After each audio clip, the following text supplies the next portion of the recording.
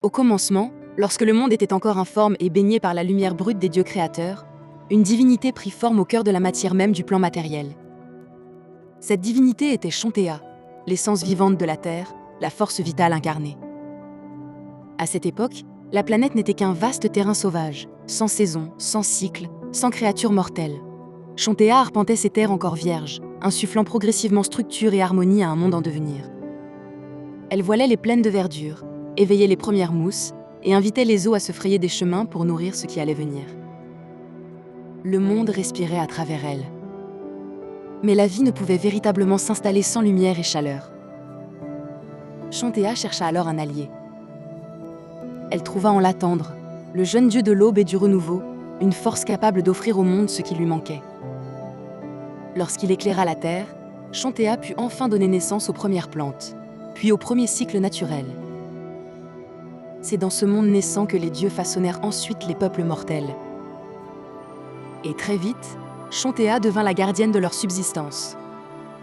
Les humains furent les premiers à s'attacher véritablement à elle, non pas en tant que déesse lointaine, mais comme la présence tangible qui rendait la terre fertile et les récoltes possibles.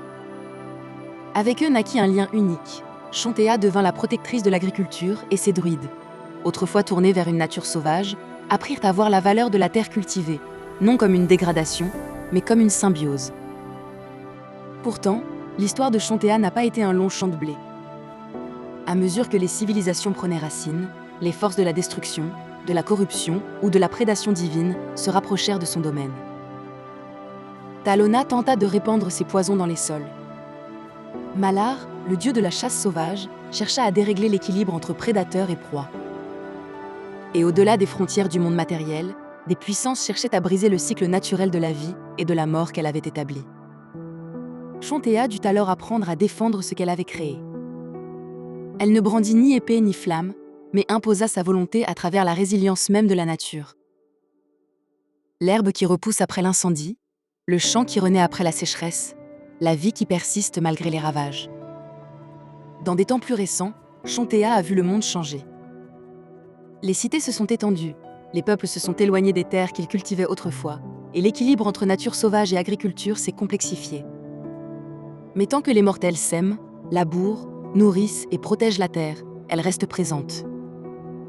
Aujourd'hui encore, les fermiers murmurent son nom au lever du soleil, les druides lui demandent conseil lorsqu'une région dépérit, et les communautés rurales déposent des offrandes avant la première pluie.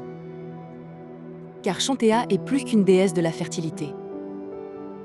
Elle est la fondation même de la vie matérielle. L'assurance que, même dans les temps les plus sombres, la Terre portera toujours la promesse d'un renouveau.